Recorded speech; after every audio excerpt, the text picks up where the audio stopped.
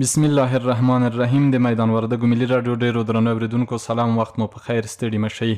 د نن ورځې لنډو او مهمو خبرونو ته مو زه فهیم الله افغان هرکلی کوم. د میدان وردګ ولایت امر بالمعروف نهی عن المنکر او شکایتونه اوریدلو ریاست محتسبینو د یاد ولایت د استخباراتو ریاست څخه لیدنه وکړه او د دې ریاست څخه د لیدنې پر مهال له مسؤلینو او ټولو کارکوونکو غوښتي تر څو له مراجعینو سره ښه چلند او په جماعت سره د لمانځه ادا کولو سربیره خپل سیرت او صورت د نبوي ارشاداتو سره سم برابر کړي.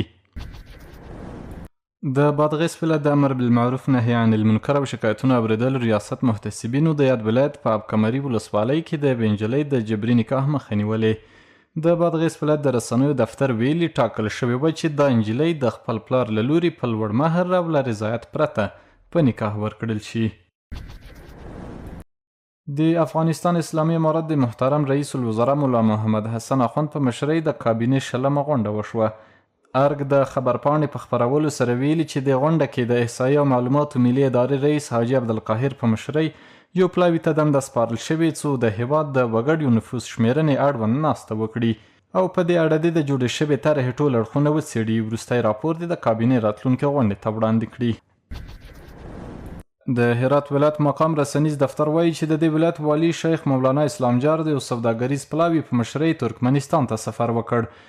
یا دفتر زیاتوي دغه پلاوی به د ترکمنستان له لوړپوړو چارواکو سره د دوه اړخیزو اقتصادي، سوداګریزو او ترانزیټي اړیکو د پراختیا سربیره د ګډو بنسټیزو پروژو په پلي کولو خبرې وکړي. درنو اوریدونکو، لنډ او مهم خبرونه همدومره وو چې ما فهیم الله افغان تاسو ته وړاندې کړل. تر بیا ښې چارې.